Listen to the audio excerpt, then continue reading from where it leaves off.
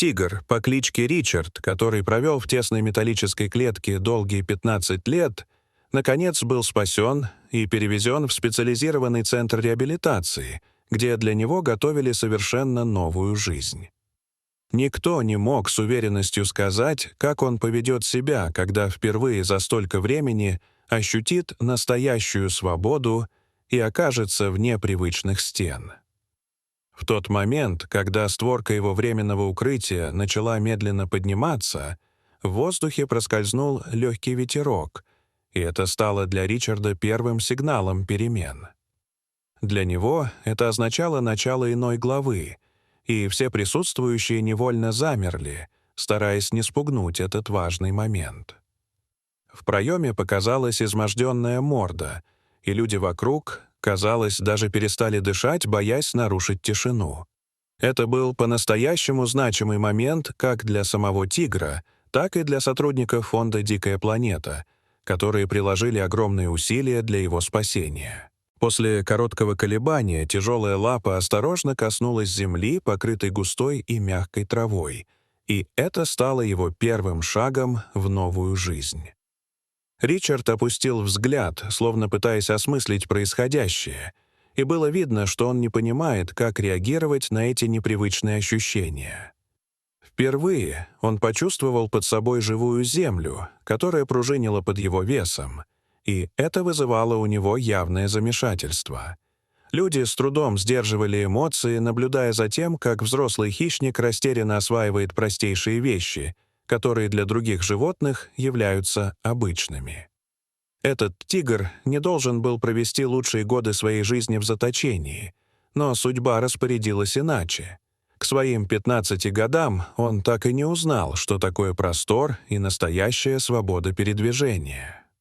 Первые годы своей жизни он провел в небольшом частном зверинце на окраине одной из провинций Казахстана, где условия были крайне тяжелыми и далекими от нормальных. Его клетка представляла собой узкое и мрачное пространство, в котором не было ни укрытия, ни возможности для движения. Единственным развлечением оставалась возможность наблюдать за другими животными и редкими посетителями, которые время от времени проходили мимо его вольера. В юности Ричард проявлял живой интерес к людям, поскольку в его мире не было ничего, что могло бы занять его внимание, а любое движение за пределами клетки казалось чем-то необычным. Однако со временем поток посетителей иссяк, и ситуация изменилась в худшую сторону, лишив его даже этого скудного разнообразия. Животных в зверинце становилось все меньше, и вскоре владельцы объявили о его закрытии, не позаботившись должным образом о судьбе всех обитателей. Всех животных, которые были меньше и проще в транспортировке, довольно быстро перевезли в другие места, тогда как Ричард остался, поскольку его считали слишком сложным для перевозки. Он неподвижно лежал и наблюдал, как его соседи по очереди грузят в машины и увозят прочь, не понимая, что происходит. К вечеру территория опустела, и в заброшенном месте остался только один тигр, обреченный на одиночество.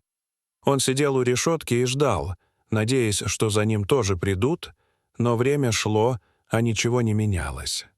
У него не осталось ни еды, ни воды, ни даже подстилки, и его мир сократился до холодных металлических прутьев и жесткого бетонного пола.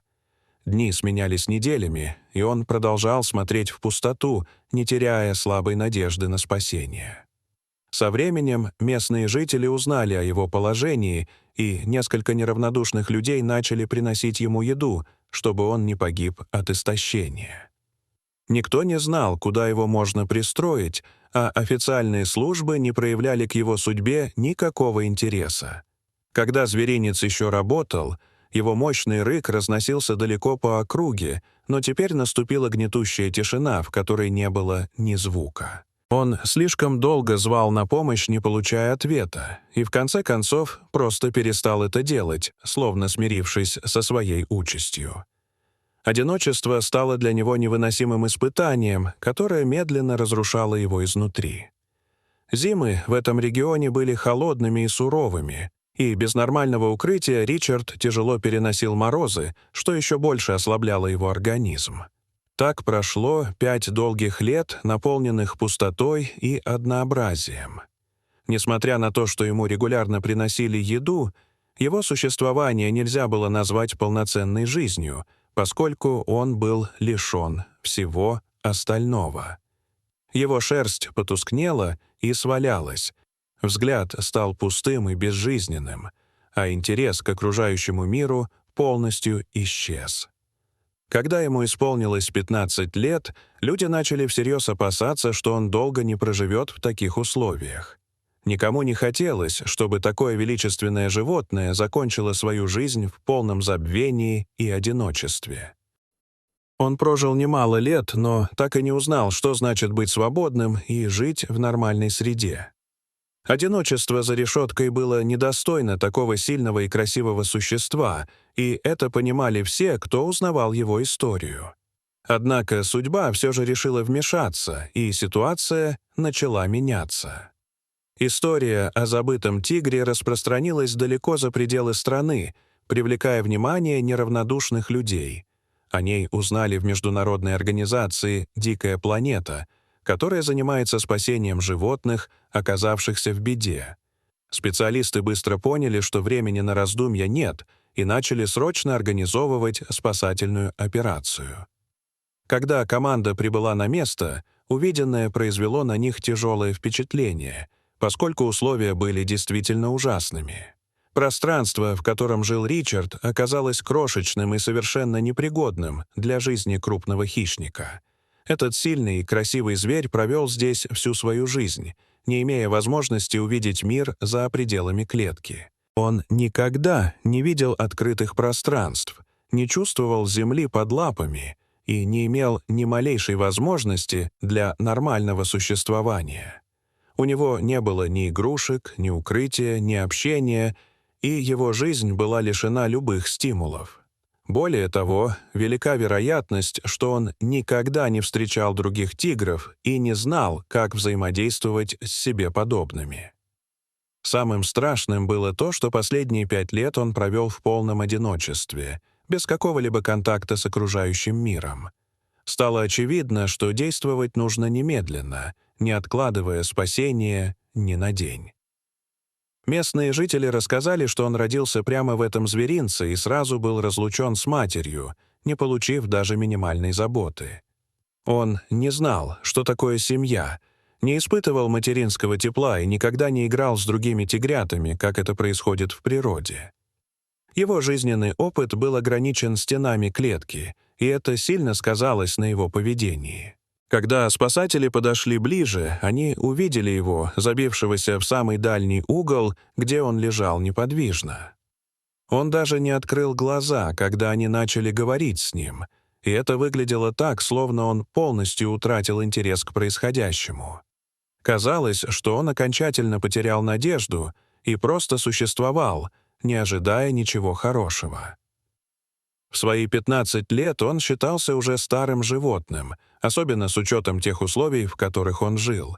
В неволе тигры могут доживать до 20 лет, но только при наличии хорошего ухода, достаточного пространства и качественного питания. У него же не было ничего из этого, и его состояние вызывало серьезные опасения. Все участники спасательной операции твердо решили, что он должен провести оставшиеся годы своей жизни в достойных условиях.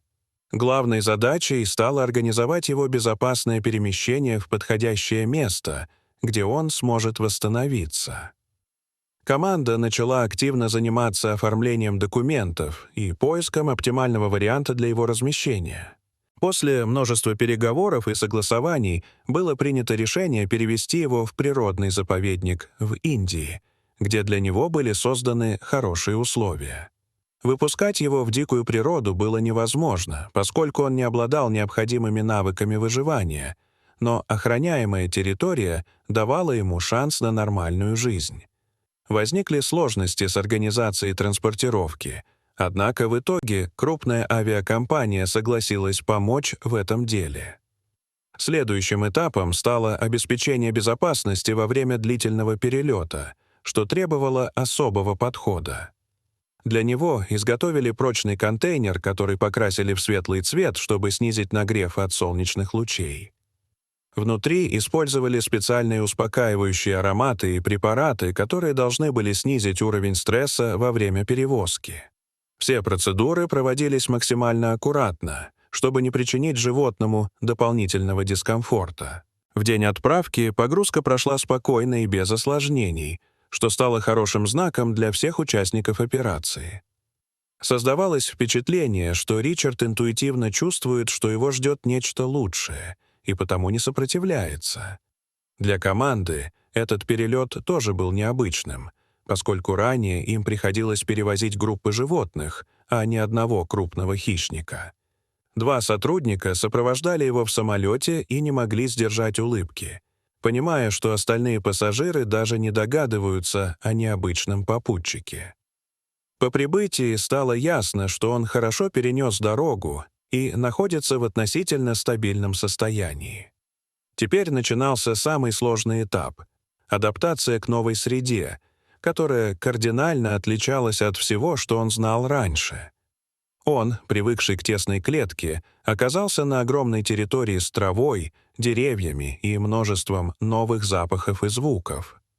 Его мышцы были ослаблены из-за длительной неподвижности, поэтому ему было трудно двигаться и сохранять равновесие. Контейнер установили на его участке, после чего все отошли на безопасное расстояние, чтобы не мешать ему. Крышка медленно поднялась, и тигр осторожно выглянул наружу, внимательно осматриваясь. Он все еще находился под действием препаратов и с заметной настороженностью воспринимал новую обстановку. Непривычное ощущение земли под лапами казалось ему странным и даже пугающим. Прошло несколько минут напряженного ожидания, прежде чем он решился сделать первый шаг за пределы контейнера. Он медленно вышел наружу, слегка пошатываясь на ослабленных ногах, и остановился, оглядываясь вокруг. Оказавшись полностью на свободе, он замер, словно не веря, что решетки исчезли и больше не ограничивают его. Затем произошло то, что глубоко тронуло всех присутствующих и заставило многих не сдержать слез. Он опустился прямо на траву и поднял голову вверх, глядя в небо, которое было ясным и светлым. Легкий ветер трепал его шерсть, а в вышине кружили птицы, за которыми он наблюдал с искренним удивлением. В тот момент стало очевидно, что раньше он никогда даже не смотрел на небо и не видел этого простора. В последующие дни он постепенно становился смелее и все больше времени проводил, исследуя окружающую территорию. Он начал играть с предметами, которые находил, и проявлять интерес к новому окружению, словно заново открывая мир. Его поведение напоминало поведение молодого животного, которое только начинает познавать жизнь. Впервые за долгие годы у него появился настоящий интерес к происходящему вокруг. Сначала его держали отдельно, чтобы дать ему время привыкнуть и избежать возможных конфликтов. Рядом с ним находились другие тигры, которых звали Арман и Кай, и они проявляли к нему явный интерес. Поначалу он избегал близкого контакта и держался на расстоянии, наблюдая за ними издалека. Однако другие тигры проявляли дружелюбие и каждое утро приветствовали его, подавая голос. Он молчал долгие годы, но постепенно ситуация начала меняться, и он стал реагировать на их присутствие. Через некоторое время он подошел ближе к границе участка и лег рядом с ограждением, наблюдая за ними и привыкая к их запаху. Спустя некоторое время он поднялся, посмотрел на них более уверенно и издал тихий, но отчетливый рык. После долгих лет молчания он, наконец, снова обрел свой голос и начал возвращаться к нормальной жизни. Его существование полностью изменилось, и с каждым днем он становился сильнее и активнее. Он учился бегать, прыгать, исследовать территорию и взаимодействовать с окружающим миром. Общение с другими тиграми стало приносить ему радость, и он все чаще стремился к этому контакту. Когда-то он был самым одиноким существом, но теперь это осталось в прошлом, и впереди его ждали годы жизни, наполненные свободой, движением и спокойствием. Дорогие зрители, что вы думаете об этой истории? Расскажите, пожалуйста, в комментариях. А если вам понравилось это видео, то ставьте лайк и подписывайтесь на наш канал. До свидания.